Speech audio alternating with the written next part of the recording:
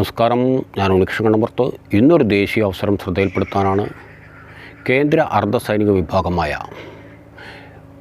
Central reserve police ഫോഴ്സിൽ CRPFൽ ഏകദേശം 9,000-ലധികം constable ഒഴിവുകളുണ്ട്.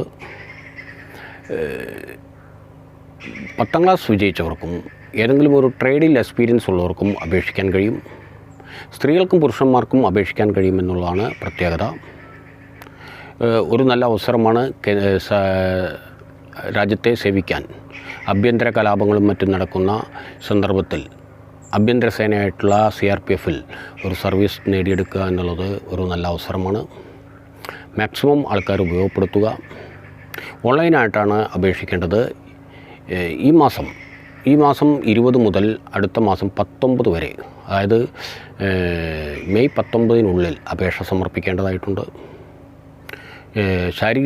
ഒരു പ്രത്യേക ഇതിലൂടെയായിരിക്കും തിരഞ്ഞെടുപ്പ് രീതി.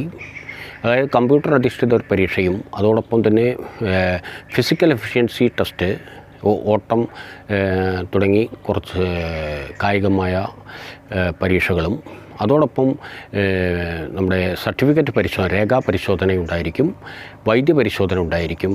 അതോടൊപ്പം ട്രേഡ്, നിങ്ങളിൽ ഏത് ട്രേഡിലാണ് പ്രാവീണ്യമുള്ളത് വെച്ചാൽ അതിനെ പറ്റിയിട്ടുള്ള ഒരു ടെസ്റ്റ് ഉണ്ടായിരിക്കും. തുടങ്ങിയ ടെസ്റ്റുകൾ മുഖേനയായിരിക്കും തിരഞ്ഞെടുപ്പ് രീതി.